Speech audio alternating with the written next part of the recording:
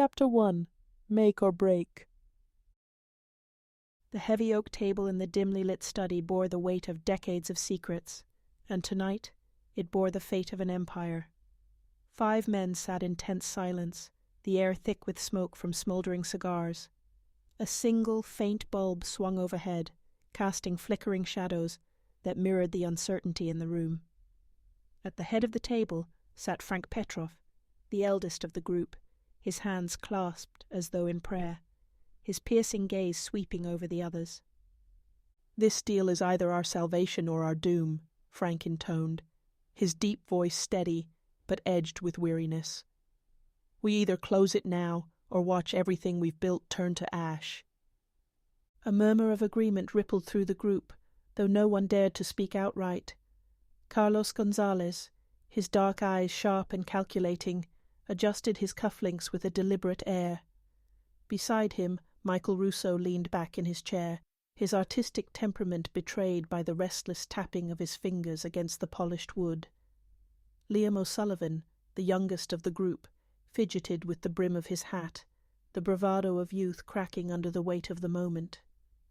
Daniel Williams, a phantom presence, was represented only by the empty chair he'd once occupied. The silence stretched, broken only by the rhythmic ticking of the grandfather clock in the corner. Finally, Carlos cleared his throat. "We move forward," he said, his tone resolute. "No hesitation. Anything less is weakness."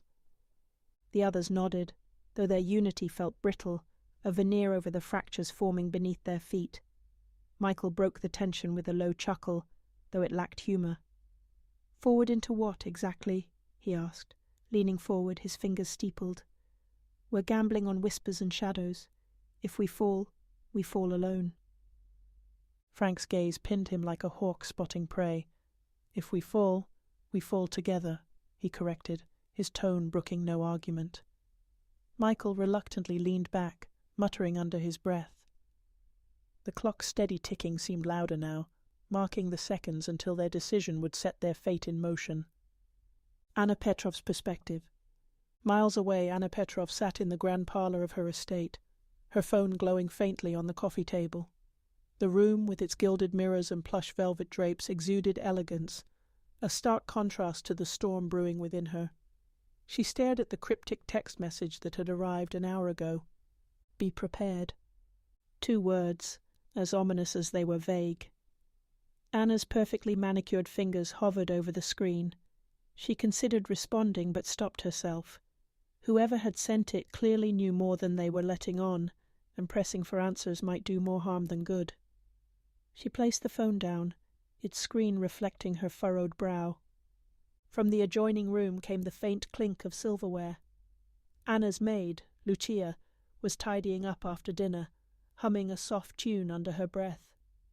The sound brought a fleeting sense of normalcy, one Anna clung to for a moment, before her mind returned to the message.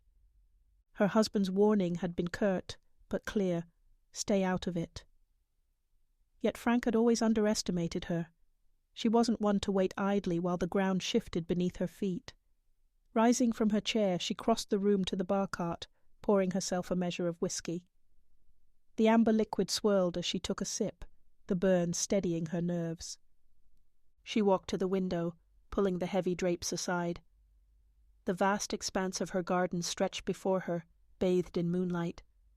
Everything seemed calm, serene even, but the text remained on the table, a silent harbinger of chaos. Something was coming, and Anna felt the weight of it settle over her shoulders like a shroud. The wives' perspectives. Elsewhere, similar messages had arrived, sowing unease like seeds scattered on a stormy wind. Maria Gonzalez sat at her desk, the glow of her computer screen highlighting the determined set of her jaw. She had been reviewing the latest financial reports from the family's legitimate businesses when her phone buzzed. The words on the screen sent a chill through her, though she would never admit it. Be prepared. She immediately thought of her son, Roberto. Picking up the phone, she dialed him, relief washing over her when he answered on the second ring. "I'm fine, Mom," Roberto said, his voice tinged with annoyance. "Stop worrying." But she couldn't. Maria's mind raced through contingency plans, her business acumen providing a cold comfort as she began drafting a list of steps to protect her son and their assets. She opened her desk drawer, retrieving a small notebook where she had scribbled her emergency protocols. Her pen scratched furiously against the paper as she reviewed and updated her preparations. Sophia Russo sat in her studio, the scent of oil paint and turpentine sharp in the air. She held a brush in one hand, but the canvas before her remained blank. Her phone lay discarded on the floor, the message glaring up at her.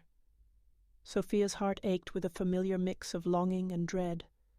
Michael had been gone for months, yet his absence was a constant presence, an open wound that refused to heal.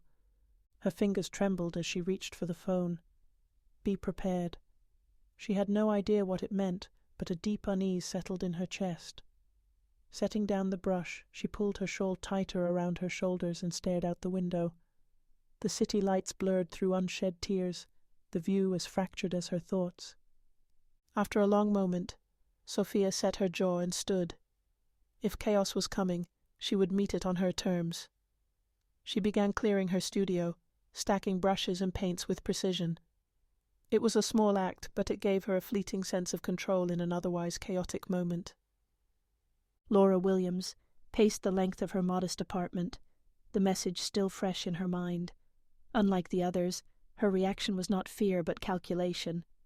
She pulled a burner phone from her pocket, dialing a number she had memorized but rarely used. "I received it," she said, her voice low and clipped. "Then you know what to do," the voice on the other end replied. Laura hung up without another word. She checked the locks on her windows and doors, her movements precise and practiced. Whatever storm was coming, she would be ready, on her terms. She opened her closet, pulling out a small duffel bag filled with essential supplies. A firearm, ammunition, cash, and multiple IDs lay inside. Laura sat on the edge of her bed, her expression unreadable, as she methodically checked each item. This was not the first time she had prepared for a worst-case scenario, but the stakes felt different now, higher, more personal. A foreboding midnight. The clock struck midnight, its chime echoing ominously through Anna's home. She returned to her seat, glass in hand, and stared once more at the message. Outside, the wind howled, rattling the windows as if the night itself sensed the impending chaos. In her mind, she replayed the last conversation she'd had with Frank before his departure.